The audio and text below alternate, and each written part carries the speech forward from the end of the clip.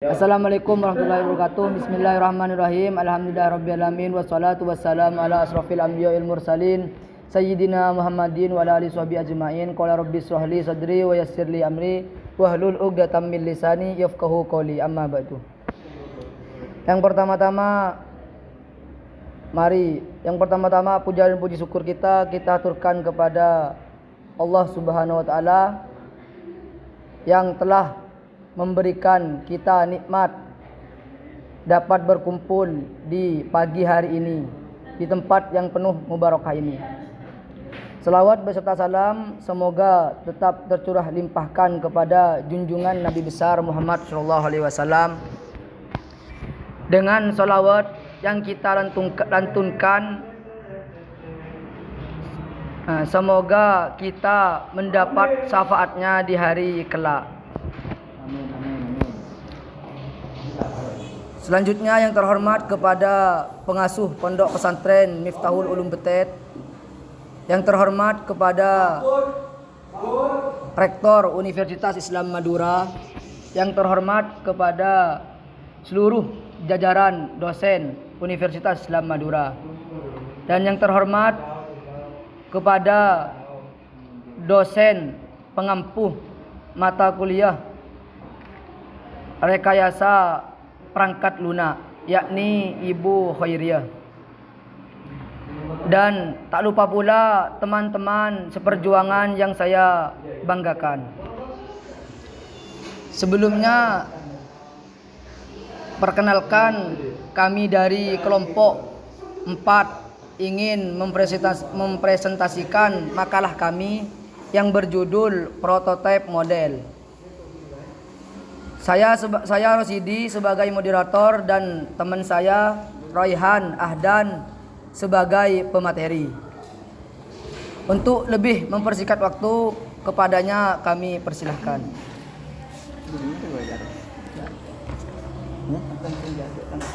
Kata mengantah. Betul. Assalamualaikum warahmatullahi wabarakatuh.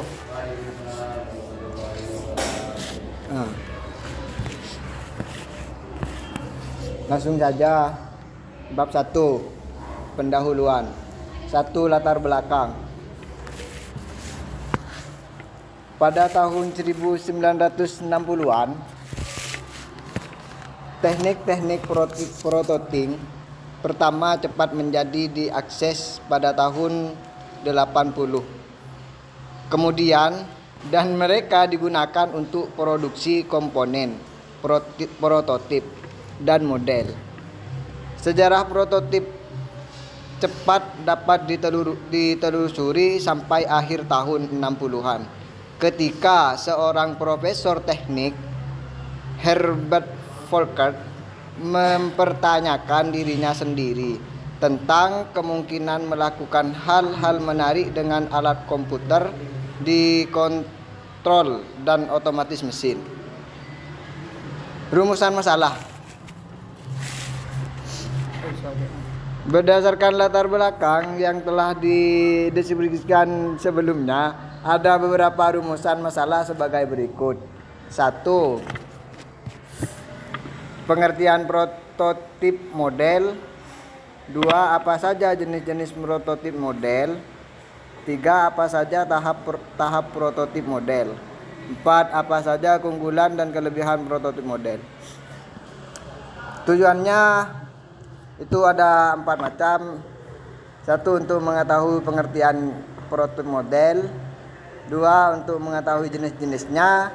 3. Untuk mengetahui tahap-tahapnya. Dan 4. Untuk mengetahui kekurangan dan kelebihannya.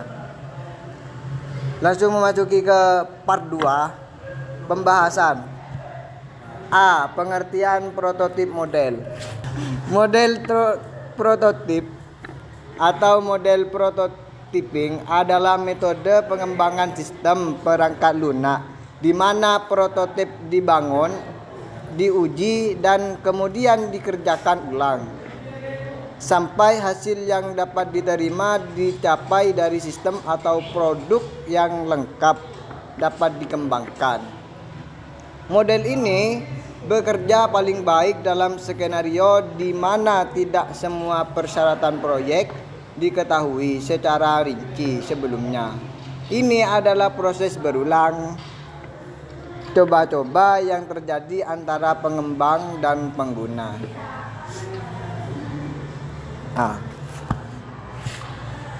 Model tersebut dapat berupa 3 bentuk.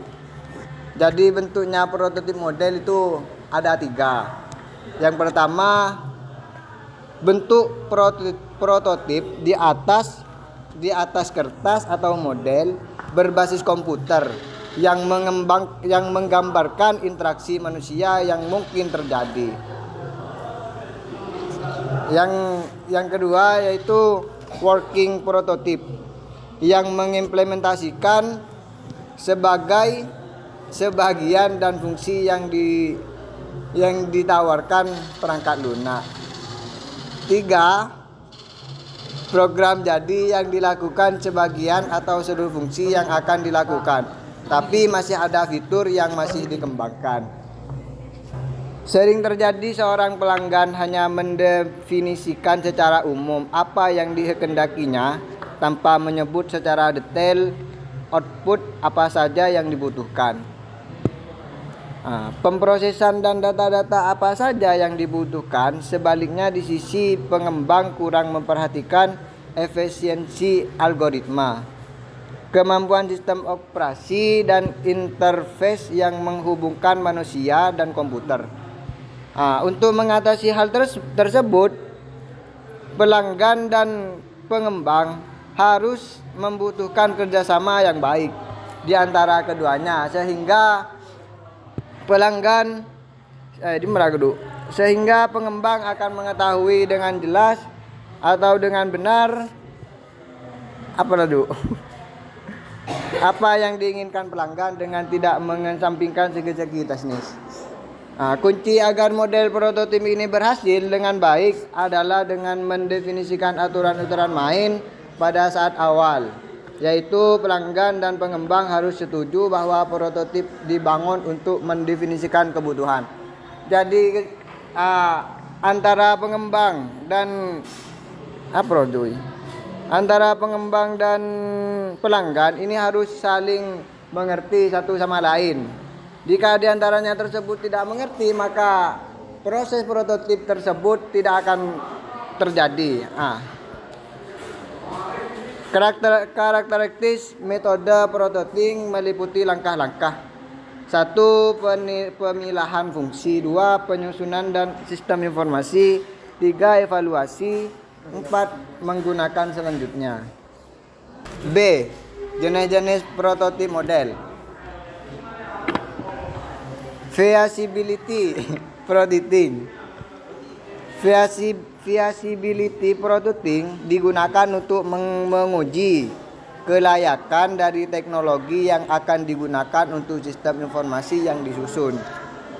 Kedua, requirement prototyping digunakan untuk mengetahui kebutuhan aktivitas bisnis user.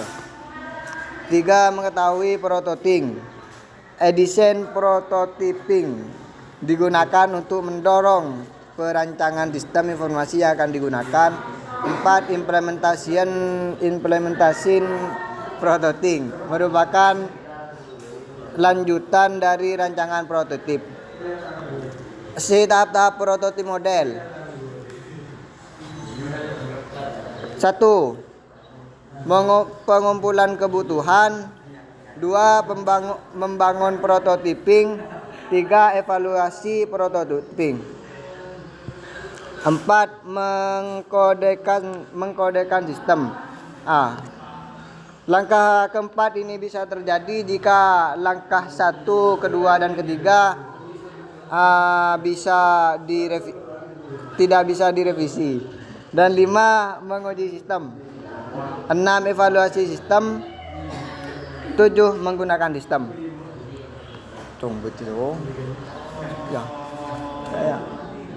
Bismillahirrahmanirrahim. D. Keunggulan dan kelemahan prototipe model. Keunggulan prototipe model ada 5. Yang pertama, adanya komunikasi yang baik antara pengembang dan pelanggan.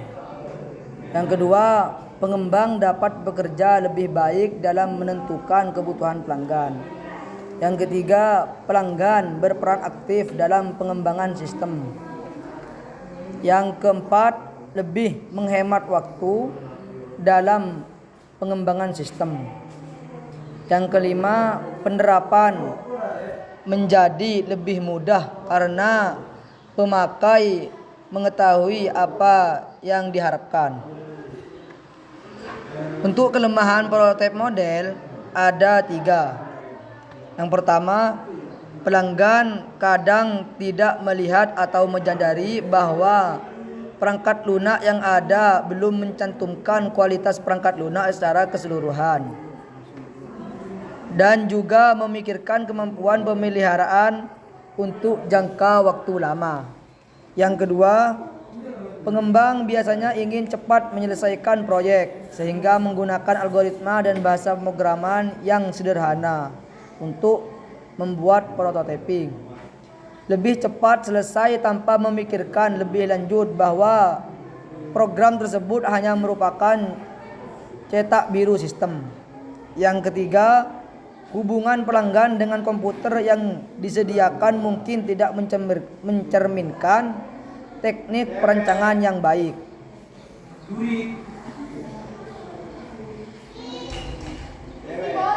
Sekian dari presentasi dari kami.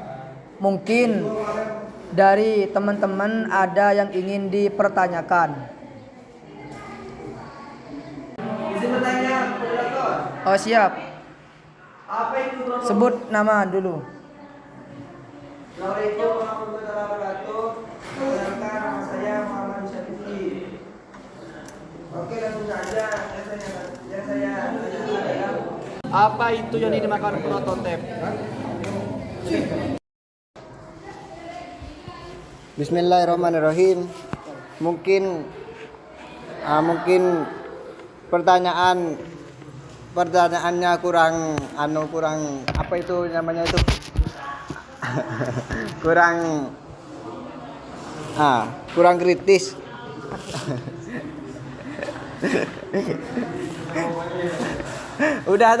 Tadi udah dijelaskan tentang apa pengertian prototip dan apa pengertian tahap-tahapnya, itu kan udah dijelaskan. Apa?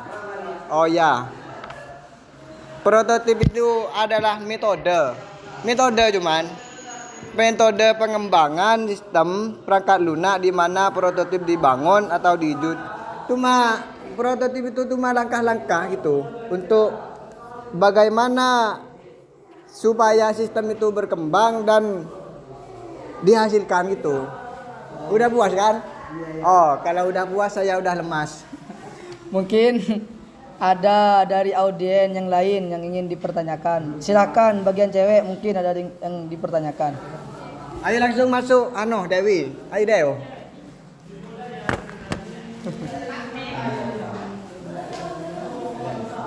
Mungkin bagian cowok. Jika tidak ada.